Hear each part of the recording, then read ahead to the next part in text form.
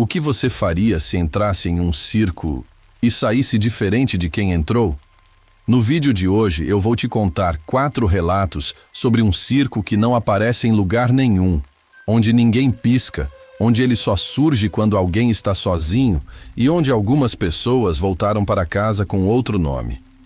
Se você gosta de relatos que parecem reais demais, para serem confortáveis, já deixa o like, se inscreve no canal e comenta aqui embaixo qual desses relatos você acha que te deixaria mais perturbado. Agora aumenta o volume, presta atenção nos detalhes e não pisca. Percebi tarde demais que ninguém piscava. No começo, o circo parecia apenas quieto demais, não silencioso, quieto. Havia barulho, havia movimento, mas tudo parecia controlado, como se alguém tivesse abaixado o volume do mundo só um pouco além do normal. As pessoas riam, por exemplo, mas as risadas não vinham acompanhadas de corpos se mexendo, de rostos se contraindo, de olhos apertando. Era só o som, um som solto no ar. Sentei no meio da plateia, sentindo o cheiro forte de lona velha e serragem úmida. O banco rangia sob o meu peso, alto demais naquele ambiente. Alguns rostos viraram levemente na minha direção. Olhos abertos, atentos, sem piscar. Ignorei. A gente ignora essas coisas porque o cérebro não gosta de admitir quando algo está errado demais. As luzes diminuíram. O espetáculo começou. O primeiro número arrancou gargalhadas.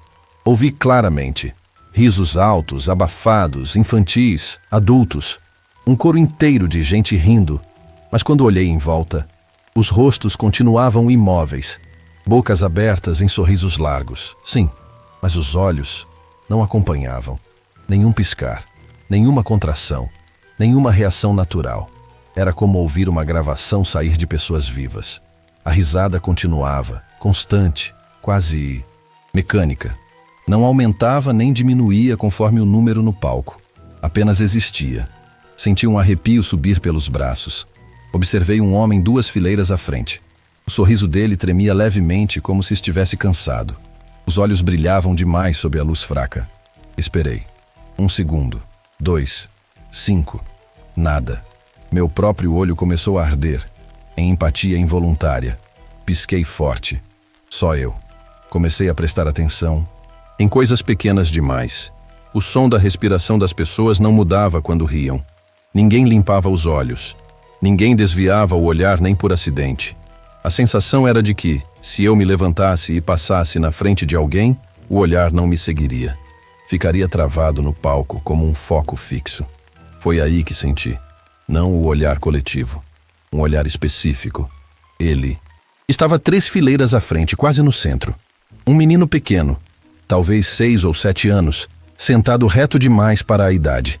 As mãos no colo, as pernas imóveis, o rosto virado diretamente para mim. Ele não sorria, não parecia curioso. Ele apenas olhava. Os olhos dele estavam tão abertos que comecei a sentir dor só de observar. Um brilho úmido, reflexivo, como se nunca secassem. Desviei o olhar rapidamente, o coração acelerado. Tentei rir junto com o resto da plateia, imitar o som ao redor, mas a risada morreu na minha garganta.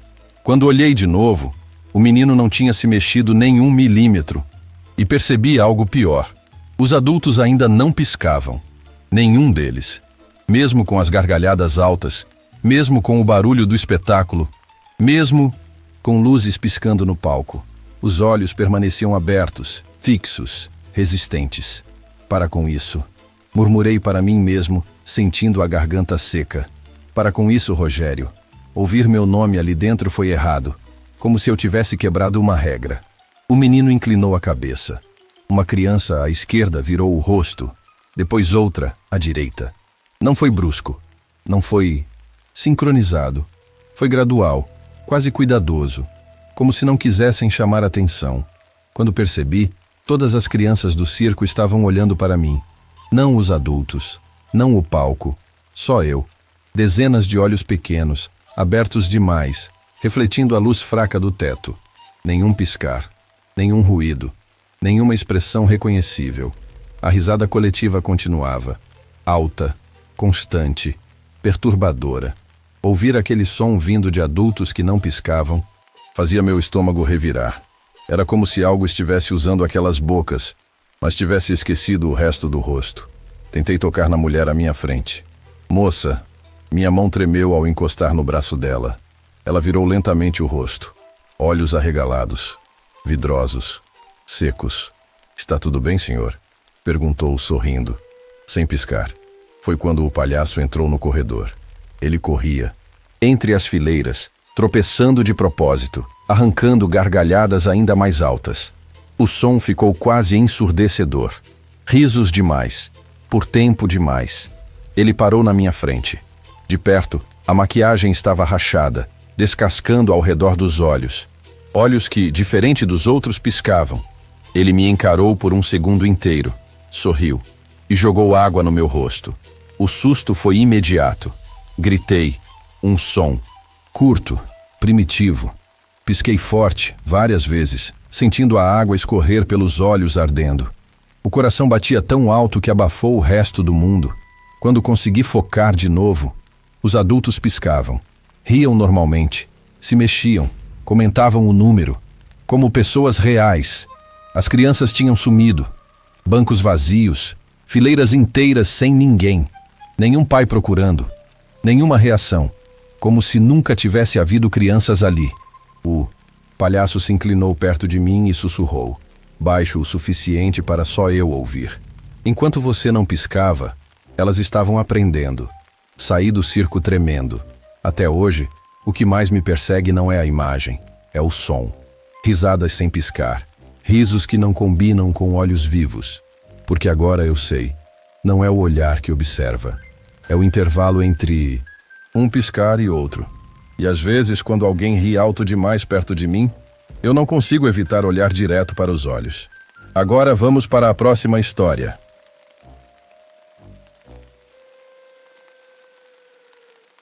Eles diziam que eu podia ir embora a qualquer momento. Eu não consegui. Eu não estava procurando trabalho. Essa é a parte mais estranha quando lembro de tudo. Eu não precisava de dinheiro, não estava desesperado, não tinha currículo impresso, nada.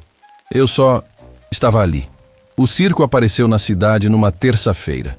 Não houve anúncio, não teve carro de som, nem cartaz colado em poste. De manhã não existia. À noite ocupava um terreno vazio perto da rodoviária, como se sempre tivesse pertencido àquele espaço. Lona vermelha apagada. Nenhuma música, nenhuma criança. Mesmo assim, havia luzes acesas lá dentro. Eu parei. Não sei porquê. Só parei. Um homem saiu de trás de um trailer estreito, pintado de branco descascado. Ele não parecia um artista. Não parecia nada, na verdade. Usava roupa social simples, camisa clara, mangas dobradas. O tipo de pessoa que você esqueceria segundos depois de virar o rosto. Tá procurando trabalho? Ele perguntou. Eu ri, achando que era brincadeira. Não. Mesmo assim, ele disse. A gente sempre pergunta. Atrás dele, percebi movimento. Pessoas passando entre as lonas internas, mas sem som algum. Nenhuma conversa, nenhum passo. É só por hoje, ele continuou. Você pode ir embora a qualquer momento. Ele falou isso com naturalidade demais, como se já tivesse ensaiado. Eu devia ter ido embora ali, mas aceitei. Nada foi explicado direito. Disseram apenas que eu precisava ajudar nos bastidores. Levar caixas, segurar cortinas, acompanhar alguns artistas até o palco. Nada pesado, nada perigoso. Não precisa falar. Com o público, ele avisou. Nem com os artistas, se não quiser. Aquilo soou estranho, mas não ameaçador. Me deram um crachá sem nome. Só um símbolo, um círculo cortado por uma linha vertical. Quando perguntei o que significava, o homem sorriu rápido demais. Só para a organização interna. Entrei pela lateral da lona principal. O ar lá dentro era diferente. Não quente, não frio, parado. Como se o oxigênio tivesse sido usado muitas vezes antes de mim. O cheiro também não combinava com circo. Não era pipoca, nem serragem. Era algo antigo. Um cheiro de tecido guardado por décadas. As pessoas passavam por mim sem me olhar. Todas vestidas como artistas. Palhaços, acrobatas, mágicos. Mas nenhuma maquiagem parecia recente. Tudo era desbotado, como figurino esquecido no tempo, e ninguém falava. Depois de alguns minutos percebi algo que me deixou desconfortável. Ninguém me dava ordens. Mesmo assim, eu sempre sabia o que fazer. Eu pegava uma caixa antes que alguém apontasse. Segurava a cortina exatamente no momento certo. Ajudava alguém a subir no palco sem que pedissem. Era como se o circo me puxasse para as tarefas. Em certo ponto, tentei puxar. Conversa com uma mulher vestida de equilibrista. Você trabalha aqui há muito tempo? Ela parou, lentamente. Virou o rosto para mim.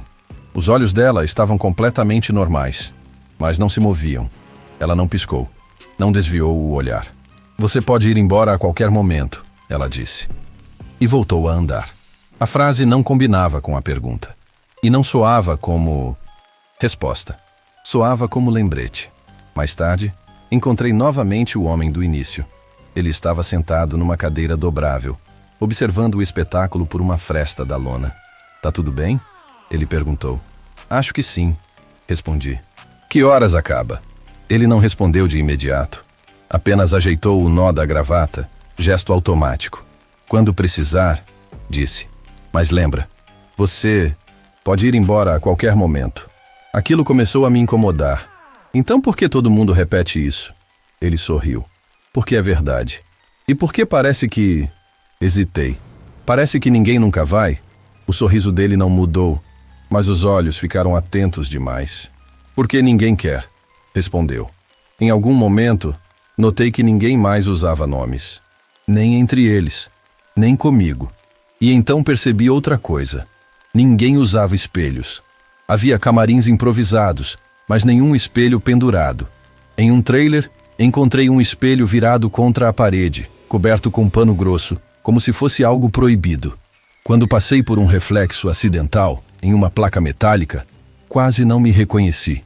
Não era medo, era estranhamento. Eu parecia menos definido, como se meu rosto estivesse ligeiramente fora de foco. Foi aí que pensei pela primeira vez em ir embora. Caminhei até a entrada lateral por onde havia entrado. Ela não estava mais lá. Onde antes havia uma abertura, agora só existia lona fechada, costurada como se nunca tivesse sido passagem. Procurei outra saída. Outra. Todas levavam a corredores internos, que pareciam mais longos do que antes. Meu crachá pesava no peito. Eu tentei tirá-lo. A presilha não soltava. Ei! Chamei alguém. Eu vou embora agora. Um palhaço parou à minha frente. O rosto dele era pintado de branco rachado. O sorriso vermelho estava torto. Claro, ele disse. Você pode ir embora a qualquer momento. E apontou para trás de mim. Quando virei, vi algo que não tinha visto antes. Entre duas lonas internas, havia um espaço escuro demais para ser apenas sombra. Não era um corredor. Era algo parado, ocupando espaço. Não tinha forma definida, mas eu sentia onde começava e onde terminava. Como se o ar estivesse mais pesado ali. Como se estivesse me observando. Não com olhos, mas com atenção. Quando dei um passo para trás, ele não se moveu, mas todos os artistas se moveram. Eles ficaram alinhados, discretamente, formando um caminho que levava na direção daquilo. O homem da gravata surgiu atrás de mim. Viu só? Ele disse calmamente. Você sempre soube o que fazer. Isso não é um emprego, eu falei. A voz saiu mais baixa do que eu esperava. Ele inclinou a cabeça, como quem concorda. Nunca foi. Então o que é isso? Ele demorou a responder. É um intervalo. Não lembro exatamente como saí. Só lembro que, de repente, estava do lado de fora, sentado no meio-fio, com o coração disparado. O circo ainda estava lá. Luzes acesas. Silêncio absoluto. Olhei para o relógio. 03:17 da manhã. Quando pisquei, a lona estava sendo desmontada. Rápido demais. Sem caminhões. Sem barulho. Em menos de 5 minutos, o terreno estava vazio de novo. No chão, perto de mim, encontrei o crachá. Sem símbolo. Sem nome. Só um espelho pequeno colado atrás. E quando olhei meu reflexo, tive a sensação horrível de que algo ainda estava usando meu rosto melhor do que eu. Eu nunca encontrei o nome daquele circo, nenhuma foto, nenhuma notícia. Nenhum registro. Mas às vezes à noite, quando estou prestes a dormir, sinto aquela mesma sensação de bastidor, como se alguém estivesse observando e me lembrando, com paciência. Você pode ir embora a qualquer momento. Tomás! Próxima história. Eu percebi o circo porque ninguém mais estava ali. A rua estava vazia demais para um sábado à noite. As luzes dos postes funcionavam. Os bares estavam abertos mais abaixo. Dava para ouvir música distante. Mas naquele quarteirão específico não havia ninguém. Nem carros passando. Nem gente voltando para casa. Só eu e o circo. Ele ocupava o terreno baldio atrás do antigo mercado. Um espaço que eu atravessava quase todo dia e que, até à tarde, estava completamente vazio. Agora havia uma lona azul escura, não muito grande, esticada de forma irregular, como se tivesse sido montada com pressa. Não tinha fila, não tinha cartaz, não tinha música, mas havia uma entrada aberta. Fiquei parado alguns segundos, tentando entender como algo daquele tamanho podia surgir sem chamar atenção. Olhei para trás esperando ver alguém apontando, tirando foto, comentando. Nada. Meu celular vibrou. Uma mensagem do grupo da família. Já chegou em casa, Rogério? Eu respondi que estava a caminho. Mentira automática. Nem pensei. Quando levantei a cabeça de novo, tive a estranha certeza de que, se eu não entrasse naquele momento, o circo não estaria mais ali quando eu olhasse de novo. E isso me apavorou mais do que a ideia de entrar. O interior era menor do que parecia por fora. Fileiras de bancos simples, palco baixo, iluminação fraca. Tudo parecia provisório demais, como se aquilo não tivesse sido feito para durar. Sentei na última fileira. O silêncio era tão espesso que eu conseguia ouvir minha própria respiração ecoando dentro da lona. Nenhum outro espectador, nenhum funcionário visível. Alô? Chamei, me sentindo ridículo. As luzes do palco acenderam de uma vez. Um artista entrou. Não usava maquiagem exagerada. Não sorria. Apenas começou o número, como se estivesse no meio de uma apresentação contínua que eu tinha interrompido. Depois outro e outro. Todos agiam como se houvesse uma plateia cheia. Em certo momento percebi algo que me gelou. Nenhum deles olhava para mim. Eles olhavam por cima, ou através, como se o público estivesse em outro lugar. Saí do circo com o coração acelerado. Precisava de alguém, qualquer pessoa. Fui direto ao bar da esquina, onde sempre tinha gente. Vocês viram o circo ali atrás? Perguntei ao primeiro grupo que encontrei. Eles se entreolharam. Que circo? Alguém respondeu. Aquele no terreno do mercado antigo. O garçom riu. Ali não tem nada faz anos. Tentei explicar. A lona. A entrada, a apresentação. Rogério, disse um amigo de infância que eu nem tinha percebido ali. Você bebeu? Eu acabei de sair de lá. Sair de onde? Eles falavam com naturalidade demais, sem tensão, sem dúvida. Como se o problema fosse só eu. Voltei correndo para o terreno. Vazio. Só mato baixo, lixo antigo e a cerca quebrada de sempre. Nenhuma marca de estaca, nenhum sinal de lona. Foi ali que senti o primeiro pânico real.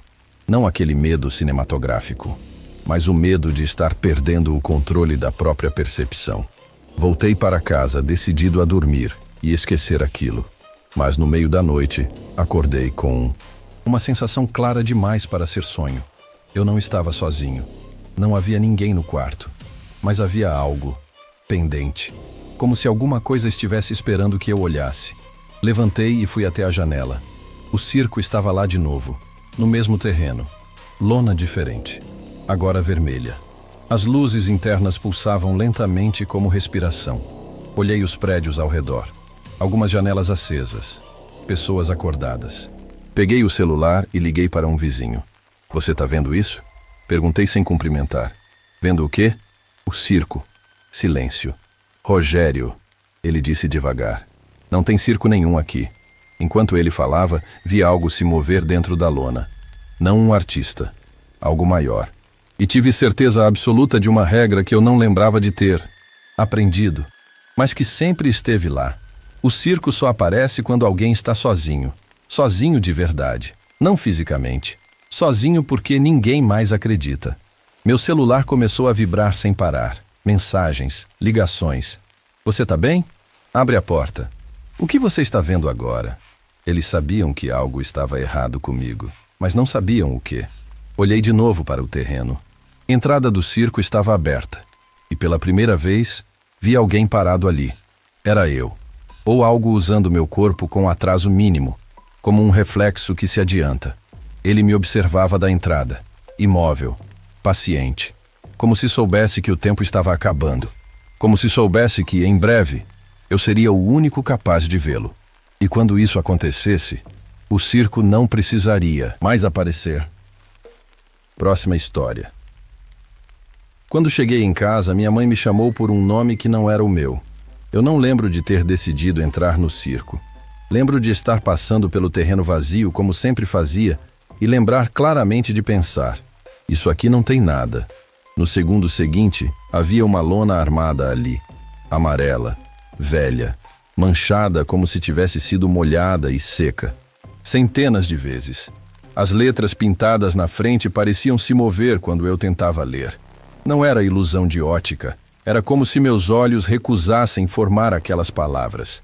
Não era um circo chamativo. Não tinha música alta. Não tinha gente fazendo fila. Mesmo assim, senti aquela vontade estranha de entrar. Não curiosidade, compromisso. Como se eu estivesse atrasado para algo que tinha esquecido. A mulher atrás do balcão não levantou o rosto quando me aproximei. O cabelo caía em fios finos, grudados no couro cabeludo suado. As unhas eram curtas demais, roídas até quase sangrar. Nome, ela disse. Como? Só o primeiro, falei, naturalmente, sem hesitar. No momento em que o nome saiu da minha boca, senti um leve arrepio na nuca. Como se alguém tivesse anotado algo dentro de mim, não no papel. Ela escreveu devagar, pressionando a caneta com força excessiva. O papel era grosso, áspero, amarelado como algo guardado por décadas. Rasgou o ingresso com cuidado exagerado. Guarde bem, disse, finalmente levantando os olhos. Você vai precisar depois. O olhar dela demorou meio segundo a mais do que deveria. Achei que fosse brincadeira. Entrei. O interior do circo não fazia sentido. Por fora, a lona parecia pequena. Por dentro, o espaço se alongava demais, como se os bancos estivessem sendo empurrados para longe conforme eu caminhava. O ar era quente, pesado, difícil de puxar. Cheirava a açúcar queimado, suor antigo e algo metálico, como ferrugem misturada com sangue seco. Sentei perto do corredor. As pessoas falavam baixo, mas algo me incomodou quase imediatamente. Ninguém usava nomes. Ei, vem aqui. Olha isso. Nem pais chamavam filhos. Nem casais se chamavam pelo nome. Como se aquele som específico fosse proibido ali dentro. As luzes diminuíram, e ele surgiu no centro do palco. Alto demais. Magro demais. O terno colava no corpo, encharcado de suor nas axilas e nas costas. Manchas escuras se espalhavam pelo tecido claro, desenhando mapas irregulares. O rosto parecia errado. A pele era esticada demais no maxilar, como se tivesse sido puxada várias vezes e nunca mais voltado ao lugar. Os lábios rachados brilhavam de saliva. O sorriso era largo, mas não mostrava os dentes por inteiro. Sempre escondia alguma coisa. Quando ele se mexia, o suor escorria pelo pescoço, em filetes grossos, pingando no chão do palco. Sejam bem-vindos, ele disse, a voz arrastada, íntima demais. Aqui, todos saem diferentes de como entraram. Algumas pessoas riram. Eu senti um incômodo leve no estômago, nada demais. Só aquela ansiedade comum de lugar fechado. Ainda. No intervalo, um funcionário passou entre os bancos com uma bandeja. O cheiro veio antes. Doce, enjoativo, quase podre. Os pedaços pareciam bolinhos fritos, cobertos por um açúcar grosso, irregular, que grudava nos dedos. A superfície era quente, mas o interior parecia vivo demais. Cortesia da casa, ele disse, sem olhar para ninguém. Peguei um. No primeiro segundo, o gosto era agradável. Açúcar puro. No segundo, veio o amargo. Um fundo metálico que grudou na língua e não saiu mais. Ao mastigar, senti resistência. Não crocância, elasticidade. Como se algo cedesse e voltasse ao lugar. Engoli. Ao redor, todos comiam. Ninguém comentava. Ninguém reagia. Alguns minutos depois, comecei a suar. Não era calor. Era desconforto interno. Um aperto lento, profundo, bem no centro da barriga. Como se algo estivesse sendo inflado, empurrando de dentro para fora. Me inclinei para frente, respirando fundo. No palco, números mudaram. Agora, o apresentador apontava para a plateia. Você, dizia. Suba aqui. As pessoas iam, sempre um pouco confusas, sempre sorrindo errado. Quando voltavam, algo nelas não encaixava mais. O jeito de andar, o modo de sentar, o olhar perdido, como quem acabou de acordar em um corpo emprestado. Meu estômago se contraiu de novo. Dessa vez, mexeu. Não era dor. Aguda. Era exploração. Como se dedos lentos revirassem minhas tripas, procurando espaço, aprendendo o caminho. Cuidadosos, metódicos. Levei a mão à barriga. O suor escorria pela testa. O mundo parecia distante, abafado, como se eu estivesse submerso. Ei, você tá bem? Alguém cochichou ao meu lado. Abri a boca. Nada saiu. O desconforto subiu pelo peito, pela garganta. Uma pressão estranha, como se algo estivesse tentando subir. Foi quando ouvi. Vamos chamar agora. O apresentador fez uma pausa longa demais. Ele me encarou. Os olhos dele brilhavam, vermelhos nas bordas, como se não dormisse há dias. Uma gota de suor escorreu da testa, passando pelo nariz torto, pingando no palco. Bernardo. O som do meu nome ecoou errado. Não porque estava alto, mas porque não. Parecia mais meu. Levantei sem perceber. Meu corpo respondeu antes da minha cabeça. No palco, ele se aproximou demais. O cheiro dele era insuportável. Doce, azedo, humano demais. Vi manchas escuras sob o terno, como se algo estivesse tentando sair por baixo da roupa. Fique tranquilo, ele sussurrou, a boca perto demais do meu ouvido. É só um ajuste. Dentro de mim, algo se contraiu. Uma dor intensa por um segundo. Depois, alívio. Um vazio confortável. Pronto, ele anunciou sorrindo ainda mais largo. Agora sim. A plateia aplaudiu. Mas o som dos aplausos parecia distante, como ouvido através de água. Cheguei em casa leve demais. Vazio. Como se algo importante tivesse ficado para trás, mas sem conseguir lembrar o quê. Minha mãe estava na cozinha. Chegou cedo hoje, ela disse, virando-se. Boa noite, Marcelo. O mundo travou. Mãe! Minha voz saiu fraca. É Bernardo. Ela riu. Desde quando? O riso dela soou errado.